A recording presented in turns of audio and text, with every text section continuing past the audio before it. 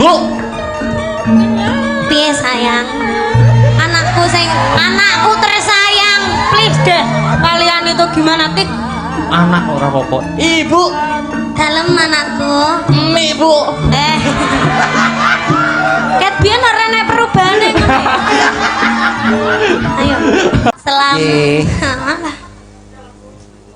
Disawang to Dem motone. Wah, matamu dhewe. Aku dimatakno lho nek wong gantenge kaya ngene kok. Oh, jenenge Saliman kene kene Mas. Oh iya. Di. Kero nggih to. Nggih, gareng niku kero. Garengi kero. Lho. Lah tanganmu kok ireng. Sinden ayu-ayu ra gelem iso. Nggih, minal aizin wal faizin, luputmu ya Dik, nak sepurane. Kualek cangkemmu. Luputku dhe sepira-pira aku njaluk sepura marang sederamu lho. Ngono. Luputmu Dik, sepira-pira luputmu tak sepurane. Bener kuwi. Sing tuwek akeh salahe, sing nom njaluk sangune. Nah. Nggawa dhuwit ora? Wah, biar wae lagi pisan dipalak kowe. Sik genah, lemah lembut. Orang tua itu sebagai senior apalagi sampean ini gareng wis lama wis suwi ketemu aku yo gak pisan pindho wis main bola-balik ketemu enek peng 5 ya toh setahun pisan aku rong tau lho sing jenenge mbok sangoni pisan nek kamangka wong bar nyangone aku rezekine mesti akeh syukur kowe nyangone awakmu rezekine akeh sorry ye weh nyapa kok sorry ye iki lho bojoku dhewe ra tak sangoni kok ben modar kok itu tidak boleh lelaki apa itu kayak gitu ndak boleh seneni nduk rungono wi ora oleh rungono Mas kok iso aku yang dinamakan lelaki itu apalagi wis bebojoan wis nikah jenenge duwite wong lanang kabeh kudu bruk ning gone wong wedok bah kowe dintekne bah ora bah ditabung bah ora nah ayo tuh rezeki lelaki iya nduk ngono kupingmu wis nani raimu lewe malah ngrai-ngrai mau wong lek sampean ngono wis omah-omah lah Mas sabar urung ini harus diberi contoh Pak Dik mungkin lho contohna aku ki lah apa ya mbok brune wong wedok duit apa ya mbok brune wong wedok alah bayarane mbah ngono ngomong bayarane ora ndang ngomong ngono ora bayaran kakean nek nyelempitne dhuwit dana kenakalan niku nduk niken iki lho iki minal aidin wal faidin sing bener iki supaya becik ya toh supaya becik iki yo kudu enek tokoe bapak ibu anak kuwi lagi pas betul ngono bapak ibu bapak ibu anak maksudnya iki anu no simulasi sungkeman biar buat jadi contoh orang banyak kaula muda semuanya terus suasananya masih di alal bihalal oh ngene ya wis piye kan ini kan paling muda di antara bertiga iya betul aku paling tua tuamu kono anu nanti gantian peran iya tapi aku dadi bapak sih bapak aku ini kan anak aku gak ibu nanti kan ada bapak sama ibu nanti dijol-jol aku nanti di bapaknya juga iya berarti aku punya no punya apa toh kan punya brengos oh iya ya nanti ambil brengos saya nanti ya aku bapak sih bapak dik niken anak Mas Gareng ibu nganggo kutung pakai jilbab yo selendang sih jilbaban copot lah alah ini shimmer loh lah shimmer tahun 2024 shimmer iya tahu gak shimmer aku dari rambutnya diore ora iki diore iya no iya kamu punya rambut rambutnya yang di bawah rambut sing banyak mau ojo kan yo baunya badet toh rambutnya ini ndak keramas kamu itu kalau ngomong itu yang cangkemnya itu yang jangan gitu dong Apa? Ampunan. Oh, dalang kok dijejeli tangane lho. Ya lagi iki jenenge dalang ora kajen ya iki. Biasanya aku dijejeli ya anune itu maksudnya itu. Ayo. Lah ayo itu itu Ini ya. karetnya. Kudungnya dikasih kudung. Aku ini ada setnya enggak? Enggak ada Enggak set. set kuwi aku menungso kok set to, Nduk. Jamput. Wah, Jan. Ide ayune. Ya Allah Akbar kolu mbek iki. Ora apa-apa, gampet-ampet. Monggo ingkang badhe ngersakaken iki Oh, Mas. gampet-ampet. Wis gratis ongkir. Kir-kiris. Kamu ndak bawa kipas gitu biar cantik. Lah, penayu aja. Ya Allah, ya Allah. Kajian lah. Monggo ingkang badhe ngersakaken monggo 15.000. Sak pijete monggo. Ora ndek dhuwit ya sok mber apa-apa 5 wulan kas. Yarne. Masa mbok aku dadi genggek ngene. Genggek piye? Lah pi nyapa tawa-tawa. Ki meranke suarane wong wedok. Kamu kene. Duduk sini. Kamu jadi ibu dulu. Ibu. Aku jadi bapak. Mas Akbar malah ngono ya? Apa? Dek nih kan? Iya. Mas Akbar saiki selerane maleh karo aku. Rapopo. Kamu jangan sakit hati ya. Rapopo Rita lek gelem jajal to sebulan golek ngono wae dipateni Akbar. Ora dipateni Sekarno Gunung Kawi kuwi ya. Mangsaku, ayo anu wae, ketoprak tipis-tipis. Duduk. Wah, iki. Jare Ramadan. Ya Ramadan. Masa Ramadan enek ketoprak. Ramadan Jawa iki. Heeh. Iki. Buah. Pakne, Apa bune? Ki wis lebaran. Ngenteni anak ya, ngenteni anak rene acarane sungkeman. atiku karonto-ronto Pakne. Duwe anak wedok siji. Kok ya nganti sakmene kok urung sungkem karo awak sakloron to. Iya. Lambe godir. Matane. Ayo, lagi lho anake dhewe wis Lho, teko. lah kae anake dhewe sing teko. Ya.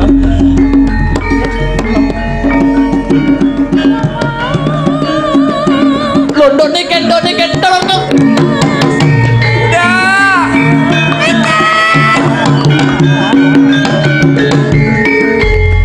Kene Nduk. Aku to. No. Oh ya aku to. Toprak aku dadi anake. Anake Toprak gak tau payu yo ngene iki. wis meneng iki su anu ki ketoprak anyar. Sungkem bapake dhisik Nduk, sungkem Iki bapak. pomone anake bar dolan terus mari ngono apa jenenge mara ndek omah ngono. Iya. Iki pomone anake aku dolan sik ya Mas. Iya. Kok terus mari ngono mara ning omah ki omahe ngono. Iya. Kita dolan sik ya. Saiki wayahe teko kok dolan sik. Bacok wong eko. Assalamualaikum Bunda Ayah. Waalaikumsalam. Minal aidin wal faizin, mohon maaf Bapak. lahir dan batin. Ah ning bapak sik. Aduh. Bapak. Minal aidin Minal aidin wal faizin. Mohon maaf lahir dan batin. Iya. Sepira gedene lupute Bapak. Muga-muga Bapak iso mlebu swarga. Iso malah nyedakke wong tuwa. Ya ora kan doa terbaik. Ya, aku sing tuwa sing akeh lupute ya, Nok. Apane aku cah lanang ya toh, mergo wanita itu selalu benar. Ya. Aku jaluk sing ngapura ya. Weh. Kok malah curhat ning. Ora iki bapak anak kok. Bapak anak kok. Kok ngono? Sikut ngono. Bapak, Apa, Nduk? Bapak kan pernah salah sama aku. Iya. Jadi Bapak harusnya minta maaf sama aku. Iya, Kan aku iya. ndak pernah salah. Iya. Cuk. Sini sungkem sini. Hei. Bapak jahat. Nggak asik. Iya kok gak asik ya. Wes salim bapake wes sungkem wes. Loh kok ndak dicium? Lho kok Kuale. Sing nyium tangan kuwi. Nah, saiki ganti ibu. Ibu. Nangis soe nangis ora apa-apa. Haru. Rupane Bu. Surga di telapak kaki. Betul. Wah. Surga di telapak kaki. Disungkemi anake kok malah ngalih lho. Kalau namanya suami istri, Sungkem semua. surga di telapak kaki suami. Heeh. Ibu. Lah, Mbok ya sing apik Ibu iki. Apik-apik awakku remuk. Golek sego samplokane. Urung saliman lho. Urung saliman kok lagi anu wis nyerah. Salim sih. Bu, nyuwun sewu. Heeh. Mugi-mugi panjenengan tansah apa? Aku ndak ndek salah Mbak Ibu ngarai. Ya ampun Ibu nangis ya Allah. Nangis Ibu panik lho ya Allah nangis. Nangis Ibu nangis diusapi Gah. Nyapa iki? Aku mau nang ngene iki dadi gue. Oh ganti peran. Ora kajen. Ganti peran. Ganti Kamu peran. nak jadi apa? Aku dadi Aku anak. sama anak. Iki bapak Ibu. Iki ibu. Kowe bapak. Aku. Bapak. Aku Sama anak sih ya. anak. Ya. Oh, iya. Oke. Kowe metumu keri panggahan. Oh iya. Ya, mm-mm. Betulan sih. Aku anak karo ibu. Modar wong loro. Oke. Tedok. Gentung.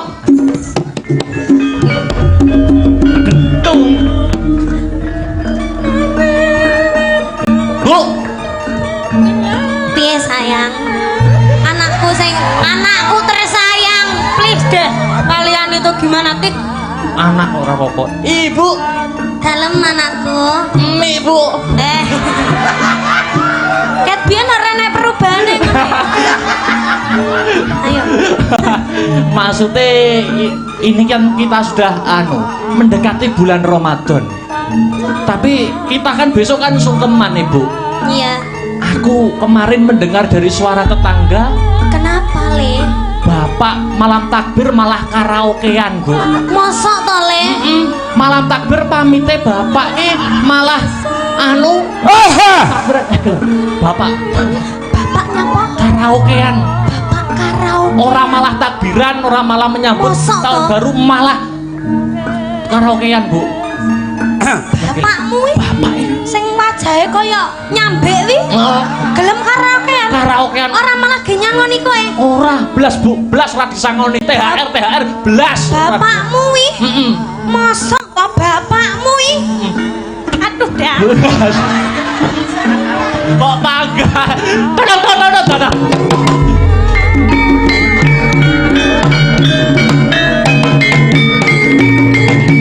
Aja nyebut jenenge Nikan Salindrek. Lah urung wajahmu remuk le. Syukur Pak we. Mongko we mudar. Ule. Kowe wani ngancik omahku lek ra remuk dasmu. Piye to, Lek ra Ki? we ngalih. Ha iki. Piye to ki? Ngalih. Takbiran. Riyo rene bakar apa-apa penting kowe bongkok. Bar. Takbiran. Hei. Apa? Bapak. Bapak opo? Ya toh? Bener toh? Bapak Opo? nyapa le bapak? Kerasa nyedek-nyedek aku wis tak Kar- untal dasmu. Karaokean karo LC katok sak mene. Modar ki kok aku. Wes, op. Wes, mau aku. Jane kurang apa to, Mas? Aku kurang apa? Hah, weh, syukur weh. Aku kurang apa, Mas? Apa kurangku? Apa aku gak ono apa-apane? Padahal wis tak apa-apane. Hei, wes piye? Ganti peran nih. Aku dadi bapak ora kajen. Iki pergantian pemainnya ning nggur karek siji lho. Karek siji nggone. Kowe dadi anak. Wah, aku dadi anak. Nah, dadi anak iki mesti disayang. Sangoni. Sak pira salah anake mesti. Iki lho cocok aku nek dadi anak seneng aku. Tangkap Mas Sabar. Dadi anak. Ayo, Duduk lah, adewe bapak ibu. Nah. Ibu. Pak nih. Yo. Rene apa nih? Piye ibu Bar iki sungkeman. Heeh. Iki ditata sing rapi. Ben ora ireng kabeh. Nek kangen tak wedhaki to sini. Ibu. Piye, Pak? Iki malam takbir. Yuk. Malam takbir kuwi sunah Rasule. Maksudnya takbiran. Tapi aku krungu suarane tangga. Nyapa Pak Bu. nih? Ya ampun. Urung anake dhewe. Anak kowe nyapa to nyapa ora tak apa-apane kok wis anake dhewe. Nyapa Pak nih? Anake dhewe kan wingi kan pamite dina iki takbiran. Terus. Tapi jarine tangga sampe ngomah bengi iki malah balapan. bapak sapa sing ora wirang? Ndek mau ki tak VC ki takbir keliling lho Pak. Assalamualaikum. Cewek meneng sik ning kono sik. Wis syukur wis. Pamite ki takbiran. Takbir keliling Ah, ki wis lho. mbok VC ki takbir. Wis tak VC. Jarene tangga sampe ngomah ki lho. Jare tangga sampe ngomah ki malah balapan karo kancane, dem-deman karo kancane. Larangan kok adalah perintah kaya bapake ngono dem-deman ngono. Wah, ora nek aku. Sapa wong tuwa sing ora wirang? Pencemaran nama baik jenenge awake dhewe malah elek ngene iki. Ya apa ora? Ya Allah Pakne wis gak pisan pindho lho ngono kuwi. Padahal sesuk bodo ran ning ngapuran saling memaafkan anake dhewe tetep gawe ulah. Piye ngono kuwi? Sampeyan iso ngomongi anake ora? Ya karo kowe ya, Bu. Iya, Ya karo betul lho. Lho lah kae anake, lah kae lho. Ah, Anakku, rene anak, rene.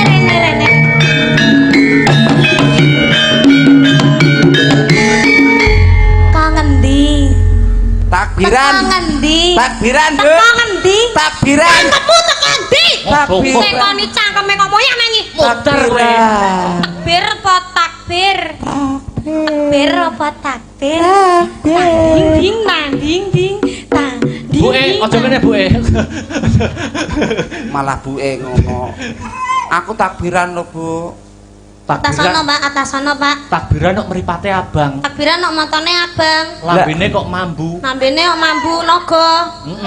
Aku ke Kok ngono. wajahnya kaya naga ya kan.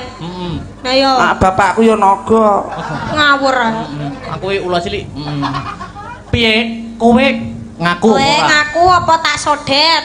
Aku lho takbiran Aku apa tenan, tak Pak. bedah? Takbiran apa mendem? Takbiran, Pak. Ya Allah, ya Allah. Maling nek rung bonyok, kuwi mesti rung gelem ngaku, Kowe takbiran apa takbiran? Iki sandale sapa iki? Selopku. Takbiran apa takbiran? Takbir. Takbir ngaku kowe mendem. Ngaku parah ya Yakin, kita Pak. ini anak teleke lho iki. Anak teleke lho iki. Ya ora, Nduk. Ora. Ampunen Aku dine telek tenan. Ayo, kowe ngaku apa ora? Ngaku apa tak pecuti? Ayo. Aku takbiran kok. Ayo. Takbiran apa mendem? Apa balapan? Jare pamit tak buta kok ora iso, dikandani wong grek. Wis Pak. Rumangane apa? Ayo, mikir ora? Bapak wis Pak. Rupane kok ngece. Bapak wis Pak. Aku takbiran.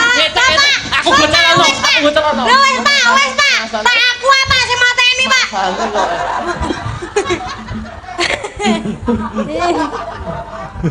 Walah bangetan ta ya ya. Ngene bojoku mentolo mangan kayane ya Allah, ya Allah. Piye? Mangko dindi gak bener, bapak ra bener, mak ra bener, anak ra bener. Dilanjut apa lagi? Sungkemane dilanjut ora? Gak wis, jan. Nyapa? Ora sungkem-sungkem rata jaran aku. Lah nyapa? Gelem diterusne yo, gelem kok awakku. Iya. Kok marah-marah toh? Kuwi lho. Piye iki namanya tidak profesional Tidak kerja? ya, kuwi lho. Gimana sih? Profesional sih profesional, tapi ini awak saya remek, gepui. Rumangsa. Aku arep males karo dalange sing opahe kono. Sampai aku kurang ajar mulai ra bayaran. Saiki sampean dadi apa? Wis entek Dadi awake. apa? Aku wis gak dadi-dadian gak pateken aku. Dadi gareng. Dadi gareng. Topine digosik to, topine digosik ben Heeh, nek ngono malah ora kaya gareng. ben ra kaya Power Kuwi lho Rangers. jane rinjinge sapa kuwi jane iso digawa ning dhuwur panggung iki lho. Bah rinjinge nggon rias mau. Mawur ngene tuan rumah barang mbok gawa. Ora, ono kok. Tase sapa kuwi? Tase simer-simer. Tak ki ngadai sandal lumayan. Topine digosik to, topine gareng lho. Heeh. Dikerencet sik. Ngono. Walah, alah kaya ayu-ayuwon mangsamu. Kowe iki kaya penyanyi rock ngono kae. Dis karo rambutnya di apa? Diure, dijambak. Diure terus dijambak. Ayo. Wah, piye? Kowe nyambut gawe rong ngantek anu suwi kok wis rupane celonengan ki lho.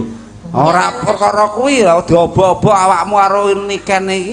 Ya ora ya sepurane ya Pak De, sepurane. Sampeyan Ya, ora kasine apa-apa. iki ganteng. Lho. Lahir batine apik. Estu niki. Iki lho seksine. Awak dhewe iki ketemu ya ora pisan pindho ning Iya. wis peng 5 Iya. ya ta. Peng 6 iki. Sampeyan ki tak akoni apik. Apik. Wong cilikmu biyen jembluk sing ngomong aku, Nduk. Wah. Nggih, astu Mas. Oh, nggih ta? Nate didusi kalih niki nggih riyen. Lho, dileblebne ning jeding, dilebleb. Menengo sik, menengo. Dileblebne ning jeding Mas sanggitmu Mas ya Allah Mas disiksa Mas. Kok kejemen to? Kok kejemen? Mosok cah cilik lho Mas dileblebne to Mas. Ning padahal awakku panas lho Mas. Dileblebne ning jeding ngono kuwi. Niken. Ya Allah kok. Niken. Bareng gedhe ngene iki ya. Kadang no Mas aku lek gak mentalan ngono kae no tak kei dhuwit terus tak andokne soto ngono padahal cilik aku dileblebne Mas ya Allah. Mbok andokno soto aku wis tuwek ra ndek bamduk ora das riwak. Biyen jajal cek ra ngandang andokno. Ngaku mangan soto Pak kowe mangan sok goyal gayir ngiwon. Ya kok tangane mesti ngene iki? Lah iya. Iki ngono nandakno gareng tangane cekot. Oh. Tangane cekot duwe maksud gareng ora gelem nyolong jupuk weke liyan. Oh. Sampeyan ngerti gak iki mau acarane apa? Acarane ulang tahun pernikahan. Ulang tahun pernikahan yang ke 27. Semoga sehat selamat wilujeng. Panjang yuswanipun. Awet leh momong anak putune, berkah barokah. Amin. Sedang watan roto. Ayo pelak. Yo. Nutuke lakon Semar mbangun kaya ngapa babaring lelakon.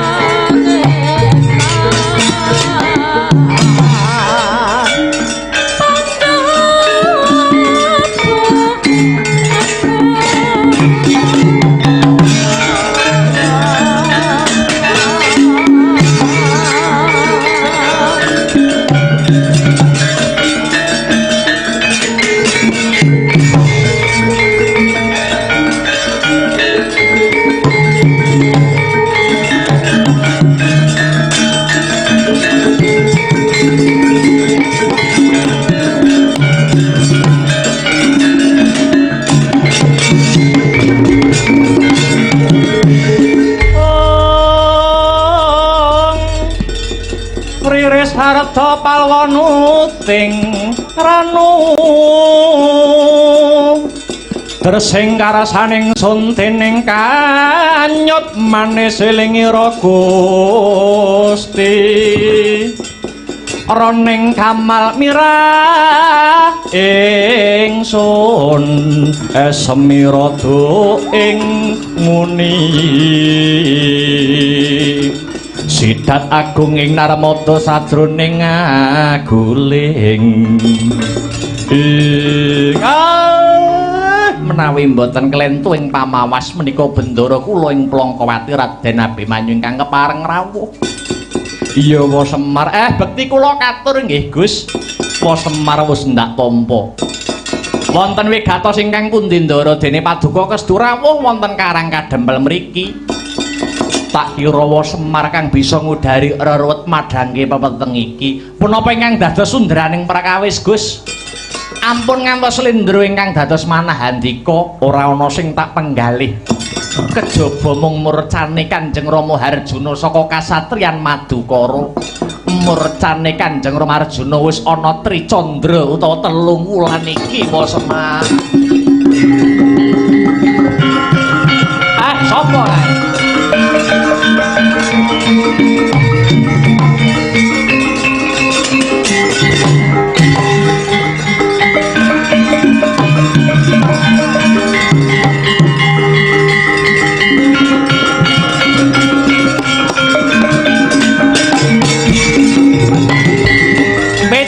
Wis bali ana Praja Ngamarta. Iya, Ma. Niki kula sawang Ndara Abimanyu. Iya, Petruk. Bekti kula katur nggih, Den. Iya, Petruk wis ndak tampa. Kepiye? Kepiye asile kowe saka negara Ngamarta antuk gawe apa ora? Ngene ya, Pak. Sak tekaku ana si tinggil Praja Amarta iki mau jebule kedhisikan karo rawuh Sinuwuning Mandura Prabu Baladewa.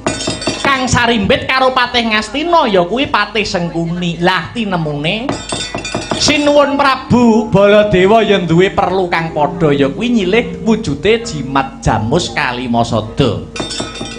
Wekasane dadi geger nganti dipisah kelawan Ndara Werkudara. Sak rampunge dipisah Ndara Puntadewa nyusul njuk ngendika isine pangandikan sapa wae bakal disili wujuding jimat Jamus Kalimasada yen bisa mujudi kembang sing jenenge Sekar Jatiwasesa. Kabeh mau wangsit sing ditampa dening Prabu Puntadewa, Pak.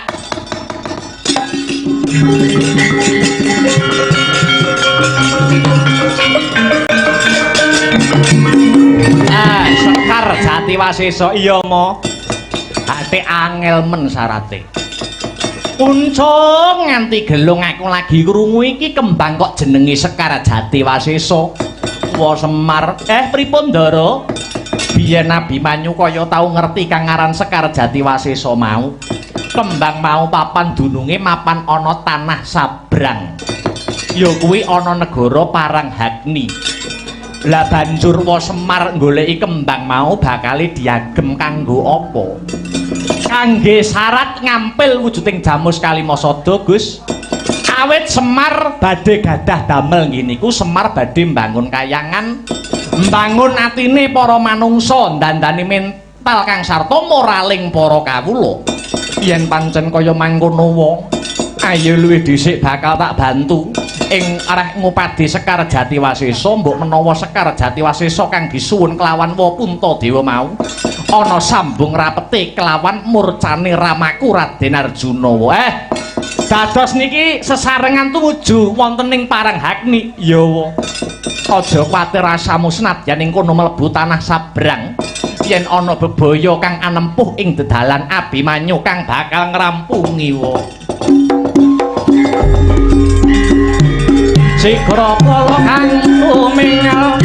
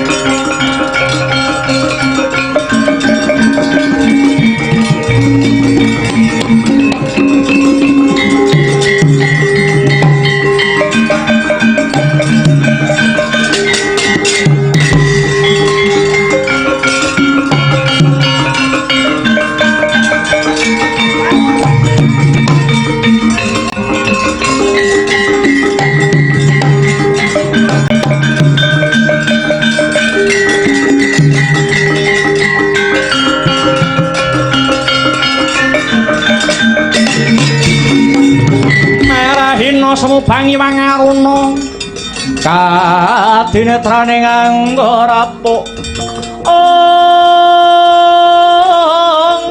sabaning kukila ringgane goro saketer kidonganing kunglir wuwu sing pinepanca ing patupat durung adol aku saka praja Paranghagni iki lah kok kepapak ana satriya bagus dedeke ngringin sungsang pengawake Guwaya Teja memper kaya sajroning pangimpenku jenengmu sapa Raden?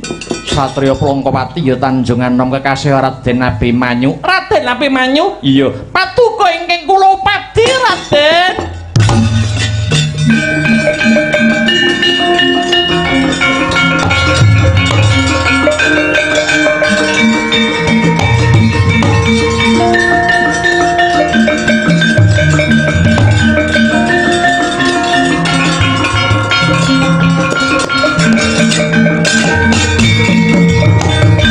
Sira sing tuk ing arum ilining memanis hamleber mring kang cipta ing kowe golek Abimanyu nuning nggih Raden bares mawon rinten pantaraning dalu kula tansah kimpenan wewayangan handika Raden Abimanyu kula pasrah jiwaraga dumateng paduka Raden keparenga kula suwita dumateng Raden Abimanyu.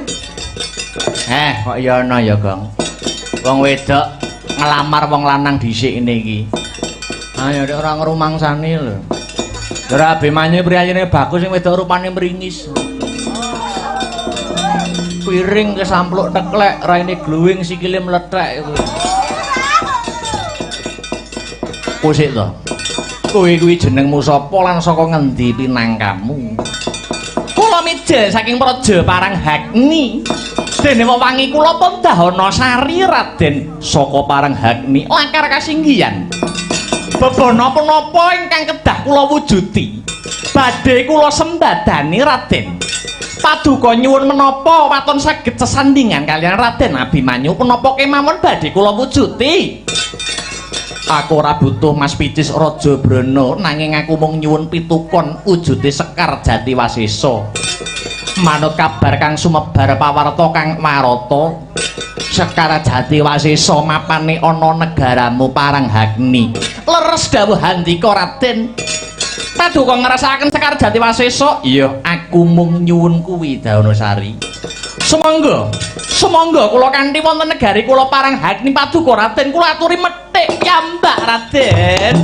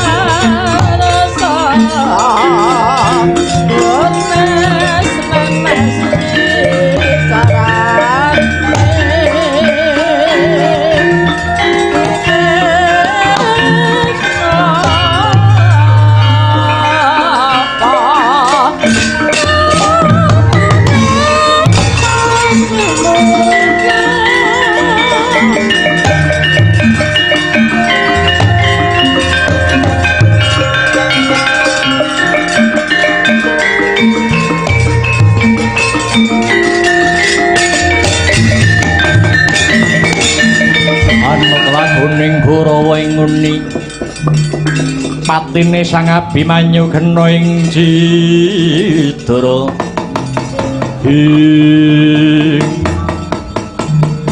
Wa Semar iki wis tekan ana jroning Praja Paranghagni sarta wis antuk palilah methik wujuding Sekar Jatiwasesa. Kadose kula sawang nggih tenginggil nika sing diarani Sekar Jatiwasesa. Iya Wa Semar yen wis kelakon ndak pethik wujuding Sekar enggal-enggal lumayu wae saka papan kene aja nganti Abimanyu rabi kelawan Daunasari kang baku. Sekar Jatiwasesa wis diantuk kinarya syarat Wa Semar bakal ngampil wujuding Jamus Kalimasada.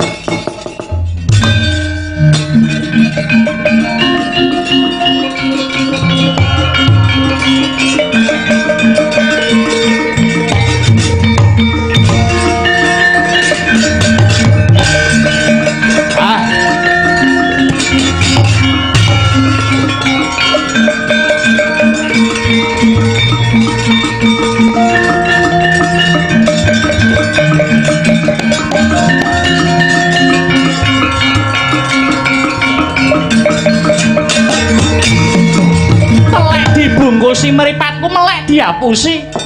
Jebule Raden Abimanyu mung melek kelawan kembang jati Wasesa. Panjenengan mlayu, panjenengan ngoncati janji. Tak tututi kowe Raden Abimanyu.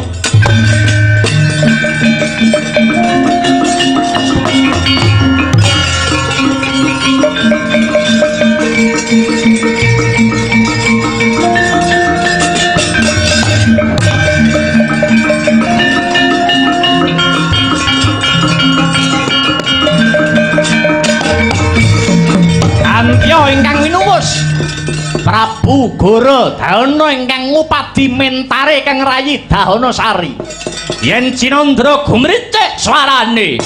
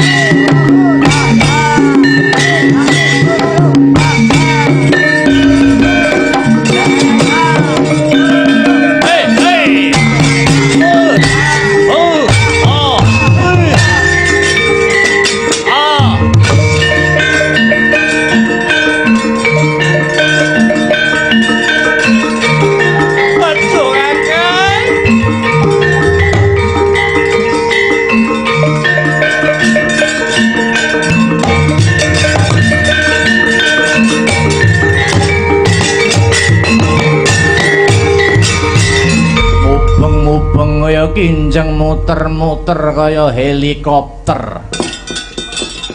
Anggonku goleki kowe Dahanasari. Waduh, kedrawasan Kakang, kedrawasan.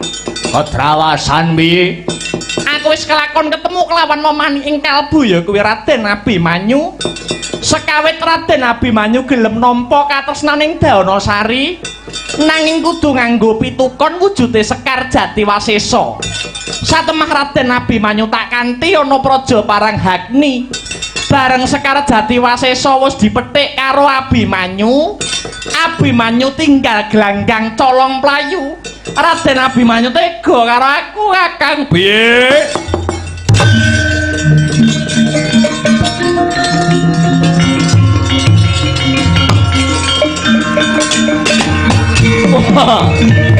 pancen kuwi biyen-biyen durung nate tak kandhani kalamun to Sekar Jatiwasesa kuwi mujudake simbol kawibawan adeking praja Paranghagni. Yen Sekar Jatiwasesa kuwi mau ilang tegese uga wis ilang kekuwung lan kasektene praja Paranghagni. Kowe pancen durung nate tak kandhani babagan iki nanging jeneng sira Yayi wis tak wanti-wanti aja cedhak-cedhak karo trah wong Mandura. Apa maneh duwe gegayuhan sambung asmara kelawan tedhak turun Mandura. Sega wis dadi bubur. Digetunana ya ora arep ngowahi kahanan. Yen lakon wis kaya mangkene kepiye munggo becike Kakang tak oyake Abimanyu. Wani nyolong kembang Jatiwasesa padha karo nantang perang karo wong Paranghagni. Bedah negara Ngamarta.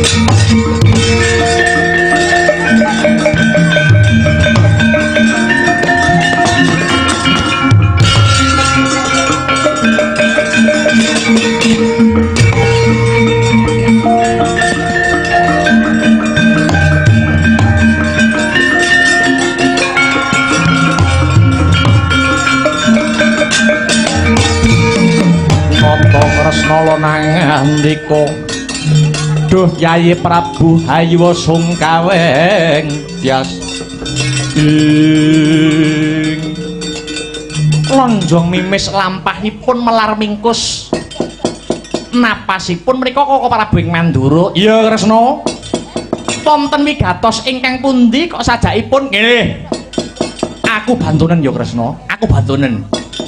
Sekawit aku bakal ngampil wujuding Kalimasada marang Yayi Prabu Puntadewa nanging jebule sakliyane aku bocah Karang Kadempel si Petruk uga bakal ngampil wujuding Kalimasada. Satemah dredah munggahe panca bakah. Petruk arep tak tamani pusaka Kyai Nenggala lan Lugoro lah kok pusakaku loro iki muspra Kresna. Gamanku ilang iki piye Kresna? Kira-kira pusakaku mapan ana ngendi? Mangke riyen to Koko Prabu? Lah kok paduka Koko Prabu ngampil Kalimasada niku mengku sedya ingkang pundi? Krana aku tinangisan Yayi Prabu Duryudana.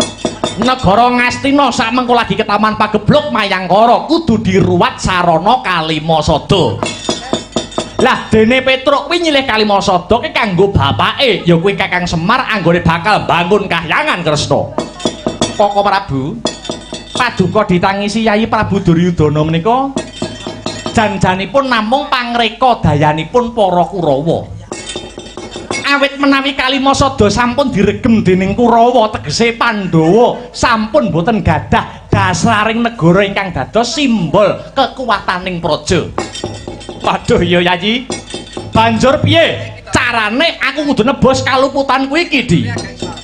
Nenggala lan Lugoro tineming-mingking ingkang baku paduka Koko Prabu kedah sabiyantu Kakang Semar anggenipun kagungan sedya lubur badhe hambangun kayangan bangun jiwane para manungsa.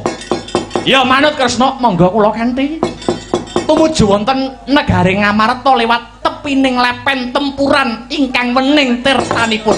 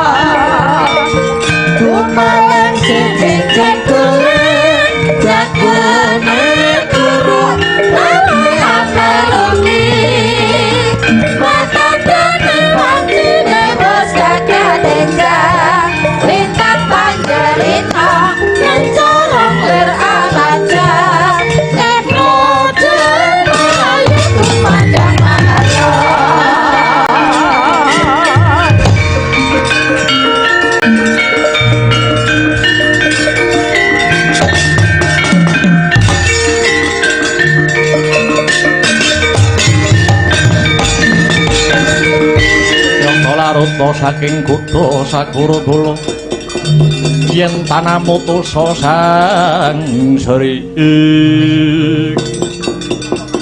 Kakang Semar Kang Prabu aning setinggil ngamarta. Inggih Ndara. Kula sampun saged mujuti ingkang winastan Sekar Jati Wasesa Maragage. Aturna panjenengan ingsun enggal tak ampili wujuding jimat Jamus Kalimasada.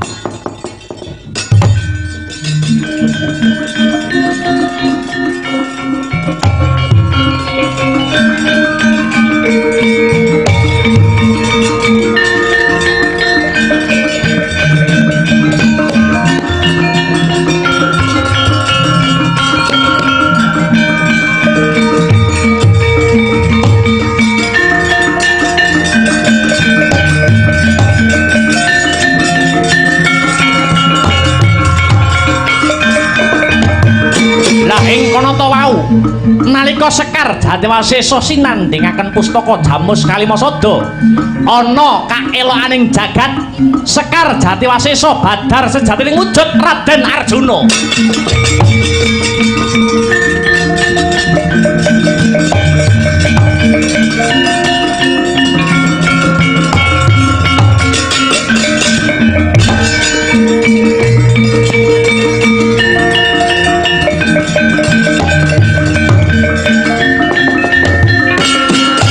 Ilahing sekaring bawana langgeng titah ulun ngger Puntadewa aja hayo kaget ulun Bathara Indra kang nyingetake utawa ndelikake adimu panengah Pandhawa si Arjuna. Arjuna bisa dadi wujuding kembang awit pun ulun mung bantu Semar Badranaya kang kagungan niat luhur kepingin hambangun kahyangan kuwi amung pasemon. Semar kepingin nyilih Kalimasada supayane para Pandhawa aja lali kelawan Kalimasada. 5 sing dadi usada ya kuwi dasaring negara. Awit Pandhawa mono wujud babare Kalimasada, Puntadewa kang dadi simboling panembah, Werkudara simbole rasa kamanungsan, Janaka simbol rasa kamanunggalan, Nakula lan Sadewa ingkang dadi simbol musyawarah lan rasa keadilan. Kenang apa sing tak singetake kok Janaka? Krana Janaka mujudake lambanging kamanunggalan. Awit negaramu dumadi saka beda-bedane suku, agama lan golongan. Wilayah uga kapérang saka pulo sing bebanjaran. Kabeh kuwi bakal bisa tentrem lamun negara iki ngugemi rasa manunggalan, rasa kamanunggalan Pandhawa.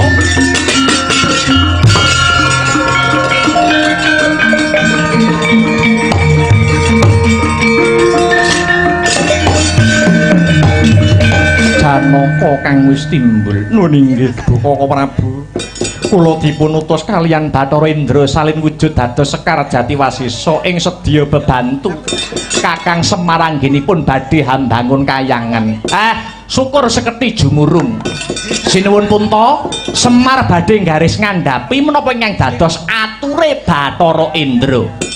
Janjane kula niki nggih mboten badhe ngampil wujuding Kalimasada kok Ndara. Kula ngampil Kalimasada niku namung damel pancatan kula mbangun kahyangan ngemutaken dhateng Sentana Praja ampun ngantos supe dhateng Kalimasada utawi dasaring negara. Punika kedah digondheli sing kenceng supayane negarane tetep tentrem, kawulane tetep ayem Gus, geger Jawi.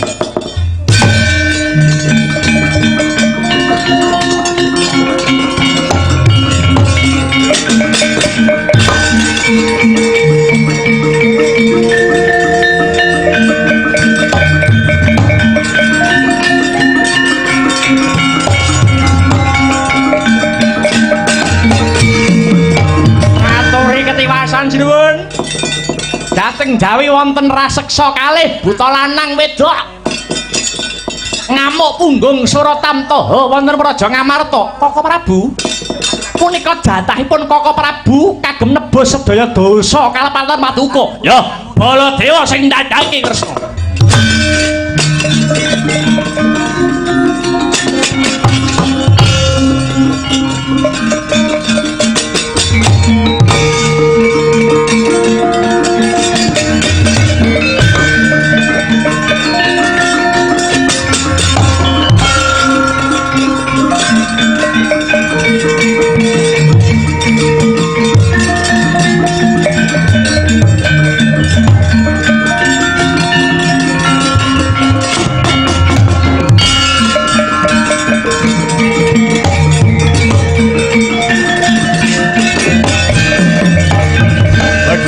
negara Ngamarta. Lakon Bramedan negara Ngamarta yen bisa nandingi Prabu Baladewa Nalendra Mandura. Wah, iki wong Mandura.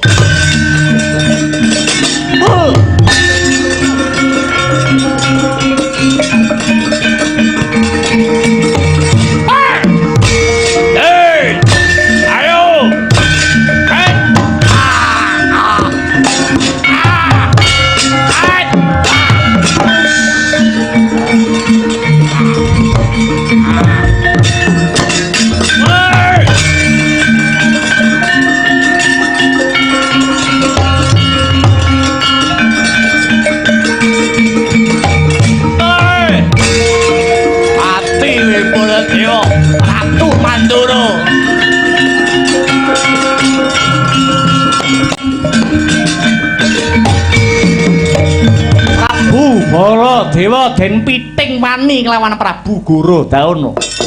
Nata ing Mandura prasasat kaya wis linalosan notot bebayune. Anane mung pasrah sumarah mring Gusti Kang Maha Murah. Ucap. Sakala ana cahya murup sak mrica binubut saking dirgantara. Punang cahya babar geni kang manghalat-halat angobar Sang Gorodana lan Dahana Sari. Yo badar sejatining wujud pusaka Kyai Nenggala lan Lugara.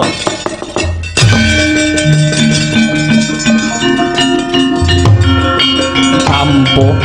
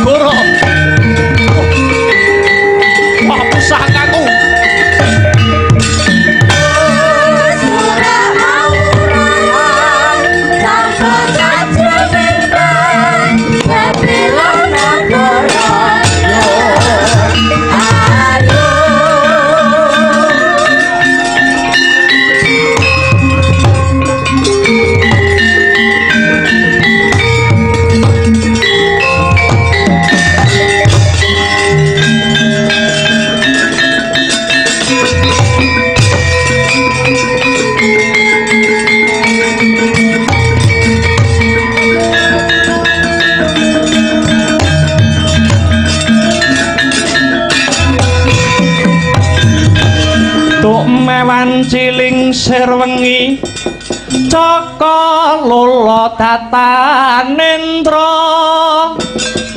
Kumlundung ijening amben Banget ngonira nalangsa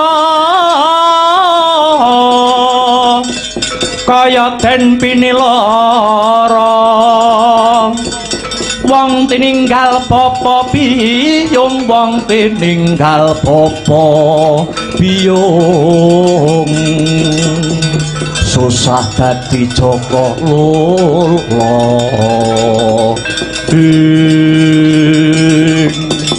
Rama Pukulun Bathara Brahma ingkang tumedhak hamrepegi kang putra Baladewa ya ulun kang paring pitulung marang jeneng kita kanthi srana ngubarke geni kinarya mrawasa Si Gorodana lan Dahana Sari. Lah kok menika badar pusaka kula kekalih Nenggala lan Lugara liripun kados pundi Pukulun? Baladewa, sayektine pusakamu kekarone ulun ingkang jabel. Nganti tak dadekke buta loro lanang lan wedok awit pusaka Nenggala lan Lugara kuwi sejatine ya kena sinebut pusaka lanang karo pusaka wedok. Nenggala sing wujude dawa kuwi pusaka lanang, Lugara sing wujude mlenuk kuwi pusaka wedok. Pusaka tak jabel krana Ulun bebantu Kyai Semar anggone duwe niat kang luhur mbangun kahyangan, mbangun jiwane para manungsa. Nyatane jeneng kita Baladewa sekawit belani Kurawa lan ngentengke gegayuhane Kyai Semar sing dadi pamonging tanah Jawa. Apa maneh jeneng kita Baladewa bakal mateni Petruk nganggo pusakamu. He Baladewa, apa jeneng kita ora eling nalikane ulun menehi pusaka kekarone iki marang jeneng kita? Ulun wis meling pusaka iki kanggo srana memayu hayuning bawana, menjejekake lajering kautaman, ora kanggo srana sewenang-wenang. Waduh, kula nyuwun pangapunten Bu Kulun awit saking putunging raos cubluking pangertos ngantos Baladewa tumindak ingkang nalisir saking bebener. Pusakamu kekarone wis bali gunakno kanthi bener becik. Njaluka pangapura marang Kyai Semar. Muga-muga kanthi Baladewa njaluk pangapura marang Kyai Semar kang dadi simboling wong cilik bisa dadi srana guyub lan rukun manunggaling kawula Gusti, manunggaling pejabat kelawan rakyat, sentana kelawan para kawula. Sampatria amanungkon gungkak guyub dirwakoni rampa aranca katon siga sinaya anu birono Sampatria amanungkon gungkak guyub dirwakoni rampa rasa katon siga sinaya wirana.